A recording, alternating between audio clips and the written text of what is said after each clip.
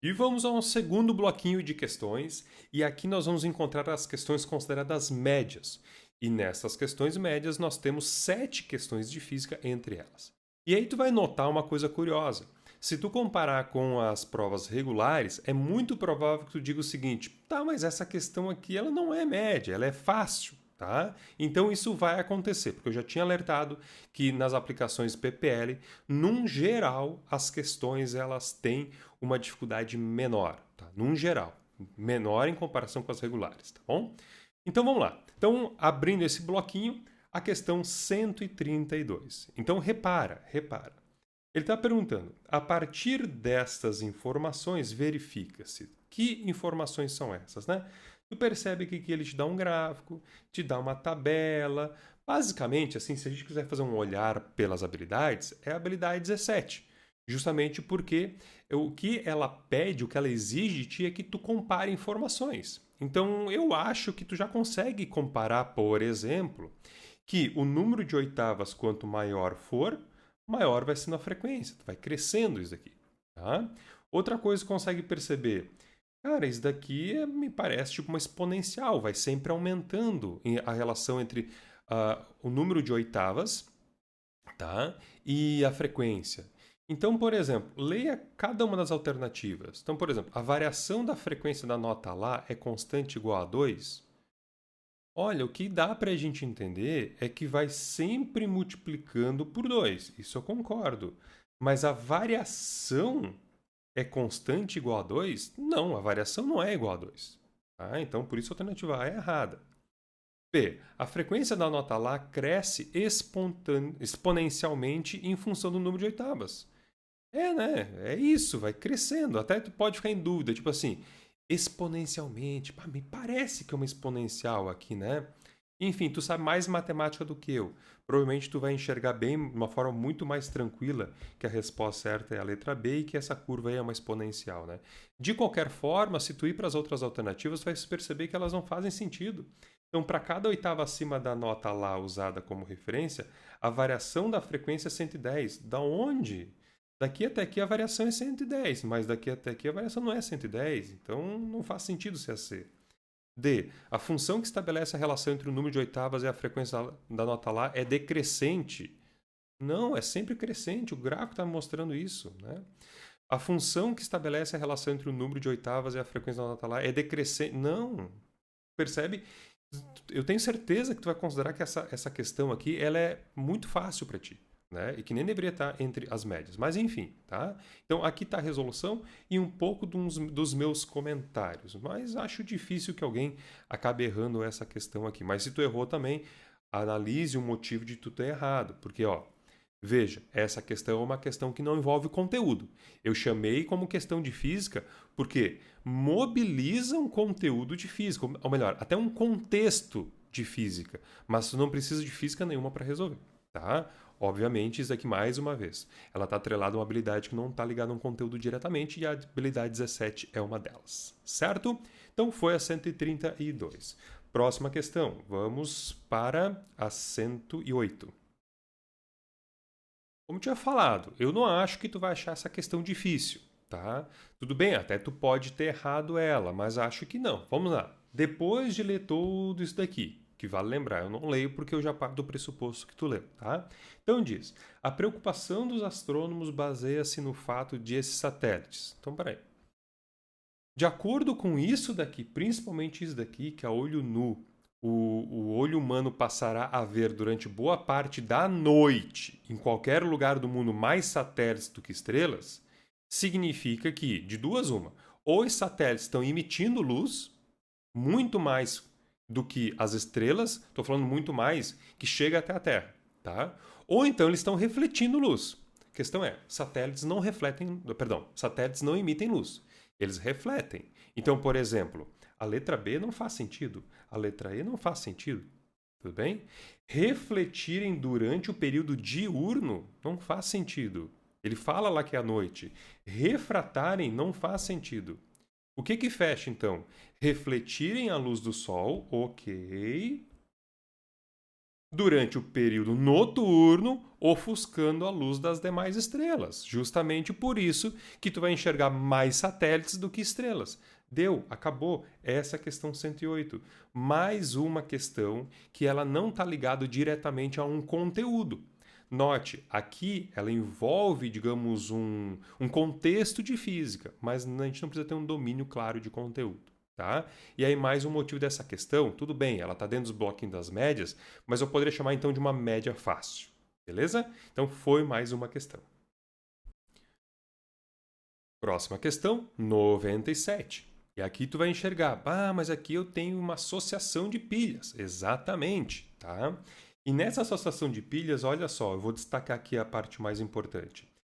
Diz que tu tem um controle remoto que vai funcionar com uma diferença potencial de 3 volts, mas tu tens pilhas só de 1,5.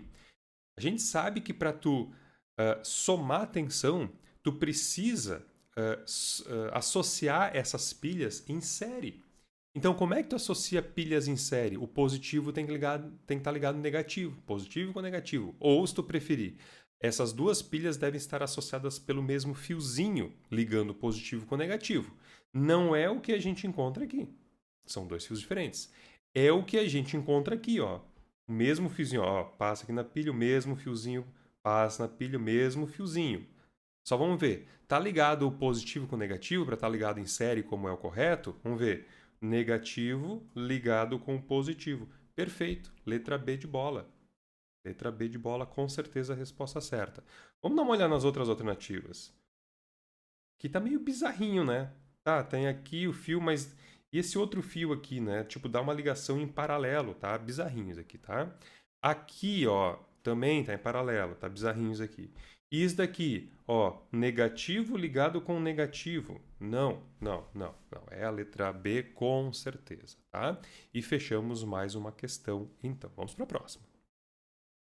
Agora a questão média veio mesmo. Ela veio. A gente enxerga esse padrão e tu vai enxergar comigo também. Ah, professor, aqui é fazer uma regrinha de 3 com muito raciocínio. Então, olha as informações aqui. Vou salientar as informações mais importantes, tá? Então, assim, ó, uma bateria de lítio consegue armazenar 700 watt-hora, que isso é carga, tá? Energia, tá? Em um volume de 1 litro. Ok. Só porque, olha a comparação. Enquanto a combustão de 1 litro de etanol consegue gerar 6.300 watt-hora de energia. Cuidado! A eficiência desses motores é de 30%, mas a eficiência lá da bateria é 3 vezes maior. O que ele está perguntando? Se tu tiver um tanque de 40 litros de etanol, qual deveria ser o volume em litros de uma bateria de lítio? Achou que é muita informação? Olha só. É uma regrinha de 3. Mas, como eu te falei, com muitas informações. Então, o volume aproximado em litro da bateria de lítio a ser utilizada. Tá? E, obviamente, ó, que tem a mesma quantidade de energia. Deixa eu botar em outro aqui. Ó. A mesma quantidade de energia desse carro a álcool. Então, eu tenho que ter 2 carros que têm a mesma quantidade de energia, mas um movido a bateria de lítio, outro etanol. Então, como que eu faria? Eu faria o seguinte, olha só. Tu concorda comigo que 1 litro, opa, vou melhorar aqui. Vou botar em verdinho mesmo, para ficar as mesmas cores. Ó. 1 litro, ampliando aqui, ó.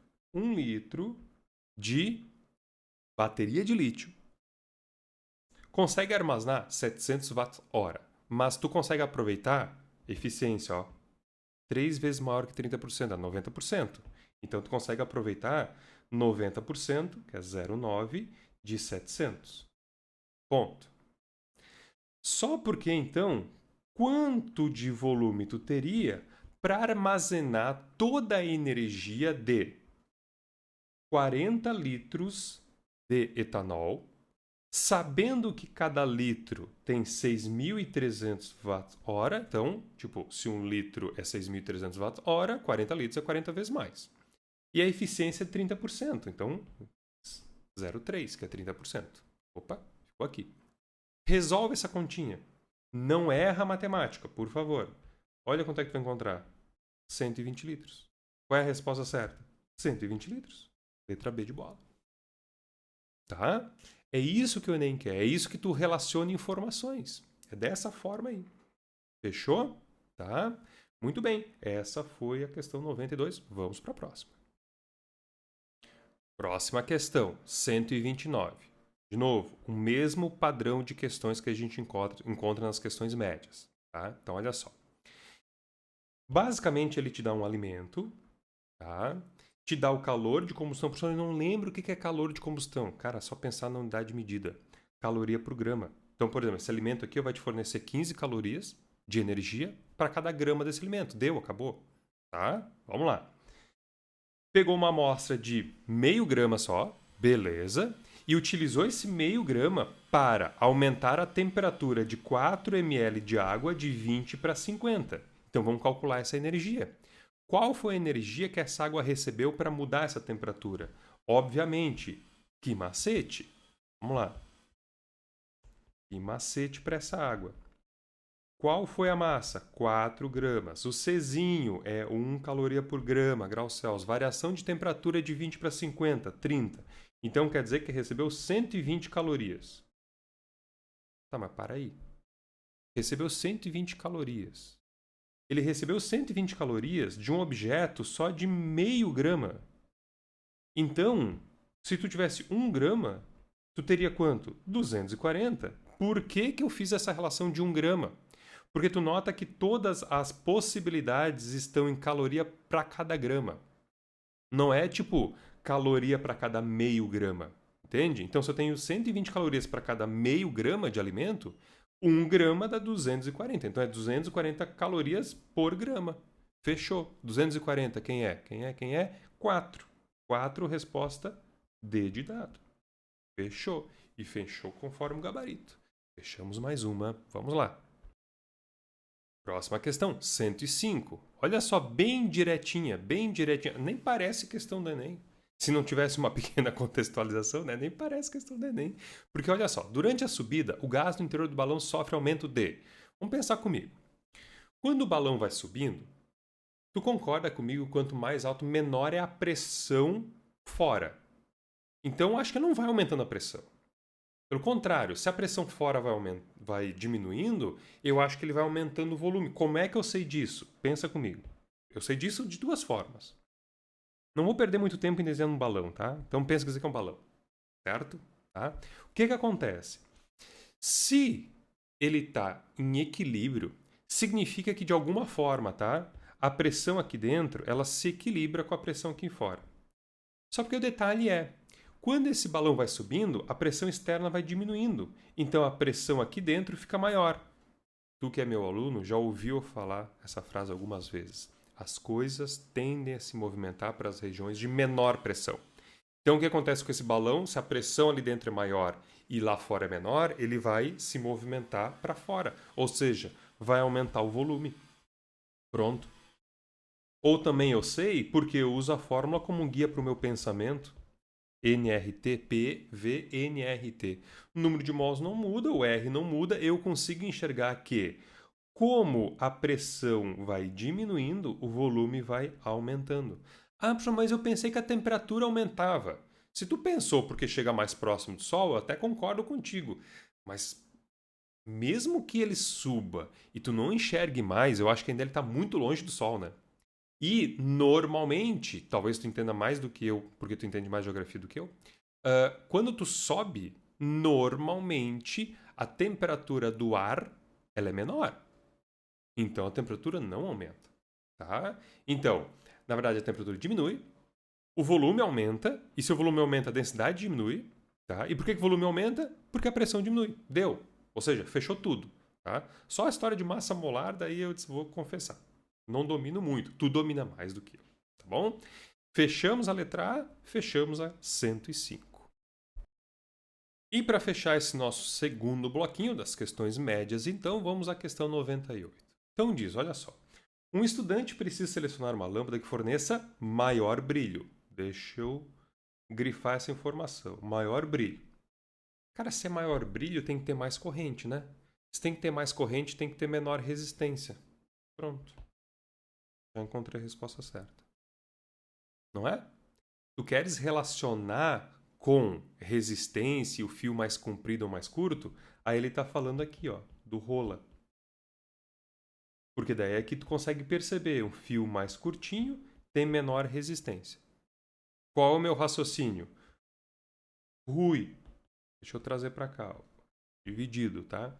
Quanto menor o R, maior o I. É aquilo que eu falei. Maior a corrente. E, só para caber na mesma imagem, fio. Quanto maior a corrente, maior a potência. Logo mais brilha. Pronto. É isso. Se tu queres usar as fórmulas como um guia para o teu pensamento, que essas fórmulas são importantes para tu dominar as questões médias e médias difíceis, então aqui está um bom convite dessa linha de raciocínio. Beleza? Com isso a gente fecha esse bloquinho, o segundo bloquinho então de questões. A gente se encontra então no terceiro bloquinho logo logo.